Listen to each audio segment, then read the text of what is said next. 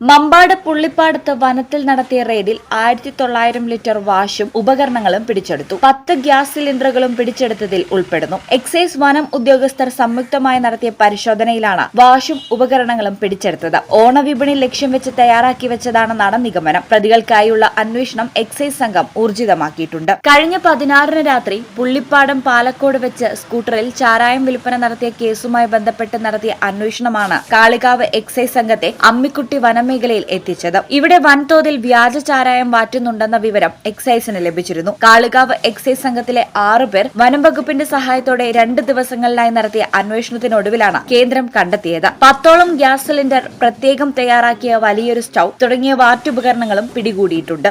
ഓണത്തോടനുബന്ധിച്ചുള്ള special ഡ്രൈവുമായി ബന്ധപ്പെട്ട് excise വ്യാപകമായി പരിശോധനകൾ നടത്തി വരുന്നതിനിടയിൽ 2 ദിവസം മുമ്പ് പുള്ളിപ്പാടത്ത് വെച്ച് ഒരു ചാരായ കേസ് എടുക്കുകയും ആയതിനോടനുബന്ധിച്ച് ഉള്ള അന്വേഷണത്തിനിടയിൽ ഇന്ന് അമ്മിക്കുട്ടി വനമേഖലയിൽ വെച്ചിട്ട് വലിയൊരു വാറ്റുകേന്ദ്രം കണ്ടെത്തി കേസെടുക്കുകയും ചെയ്തിട്ടുള്ളതാണ്.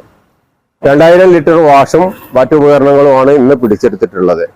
ഇതിനെ തുടർന്നുള്ള 2 ദിവസമായിട്ട് ആദ്യത്തെ കേസിനെ തുടർന്നുള്ള വ്യാപകമായ അന്വേഷണവും 2 ദിവസമായി ഈ ഓഫീസിലെ 5-6ഓളം ജീവനക്കാർ 2 ദിവസം വ്യാപകമായി വനമേഖലയിൽ ഫോറസ്റ്റുമായി ചേർന്ന് സഹകരിച്ച് നടത്തിയ അന്വേഷണത്തിനിടയിലുമാണ് ഈ വാറ്റുകേന്ദ്രത്തിൽ എത്തിപ്പെടാൻ സഹായമായത്.